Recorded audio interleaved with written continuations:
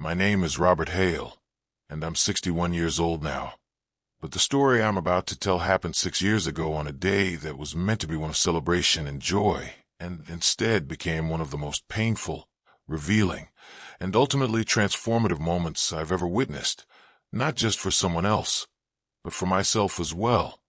At the time I was 55, widower doing my best to raise my 11-year-old son, Ethan, after my wife Margaret passed away following a long battle with ovarian cancer, leaving behind a quiet house, a confused child, and a man learning far too late how fragile and precious love really is.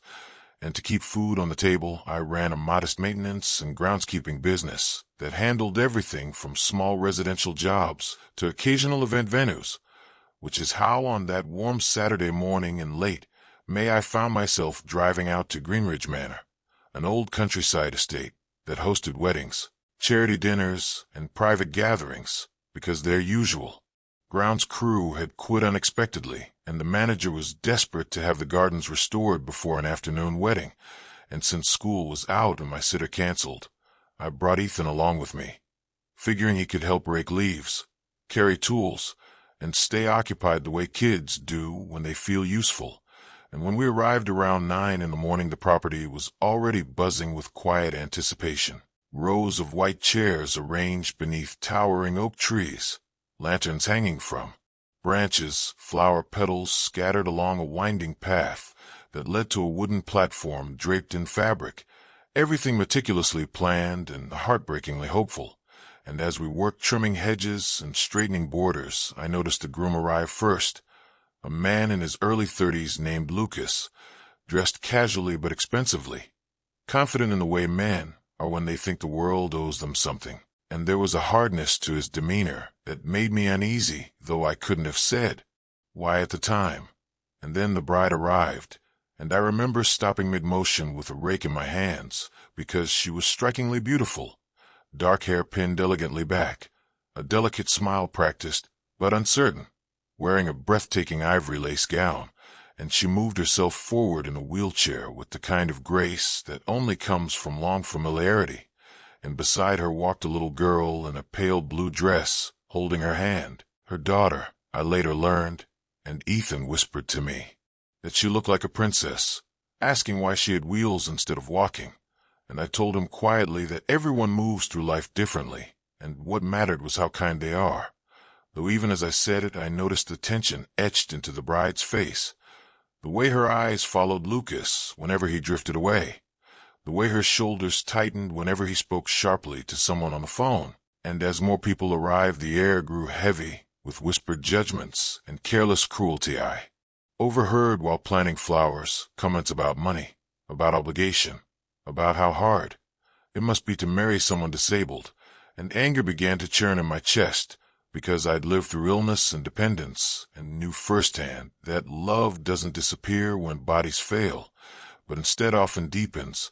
And shortly before noon, the wedding party gathered near the aisle for what was supposed to be a final rehearsal. The bride positioned at the start, hands folded in her lap, nervous and glowing, all at once.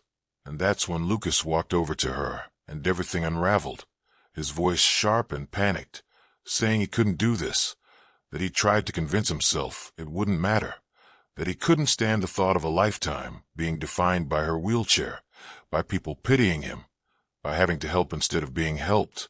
And the bride, whose name was Elena, stared at him as if she couldn't comprehend the words, asking him to stop, reminding him of the year they'd planned together, the guests arriving soon, the promises he'd made.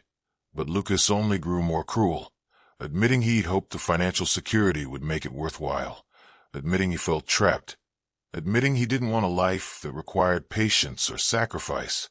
And he said all of this loudly, publicly, with no regard for the woman he was destroying, while Elena's daughter burst into tears and clung to her mother, asking what she'd done wrong.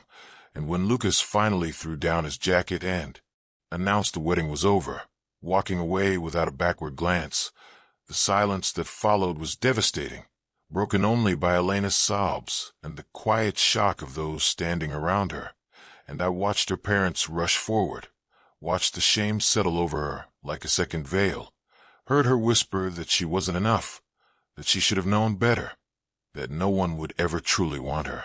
And something inside me snapped open because I recognized that look, that belief, the same lie.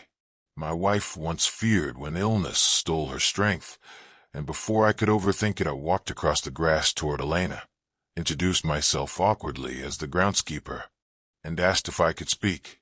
And when she looked at me through tears, I told her about Margaret, about how she lost the ability to walk near the end, about how caring for her was never a burden but a privilege, about how love isn't diminished by dependency, but often proven by it.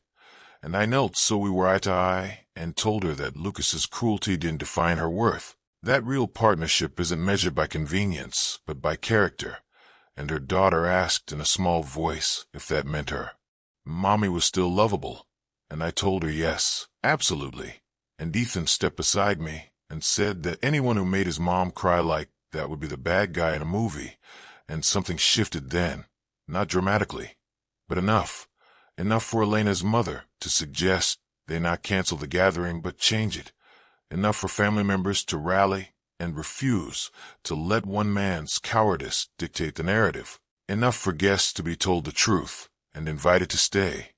And what followed was not a wedding but something far more honest, a celebration of a woman's strength, of survival, of love that doesn't depend on perfection. And people stood at the altar not to exchange vows, but to speak truth, to thank Elena for the light she brought into their lives, to remind her that her existence was not an apology. And her daughter spoke bravely about how her mom was her hero. And I stood at the edge with my son, feeling like I'd just witnessed a miracle born from wreckage. And before we left, Elena wheeled over to thank me, telling me I'd said what she couldn't yet believe, but needed to hear.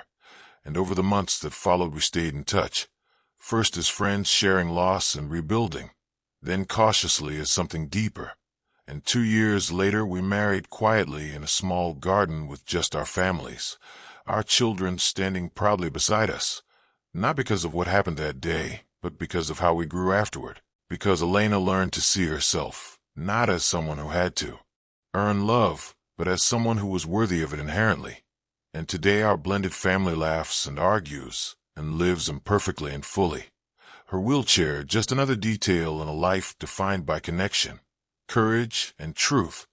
And I often think back to that failed wedding not with bitterness, but with clarity. Because sometimes the most important thing you can do isn't grand or heroic. It's simply refusing to stay silent when someone's dignity is being torn apart. It's choosing to tell the truth when lies are louder. It's seeing a person clearly when the world insists on reducing them.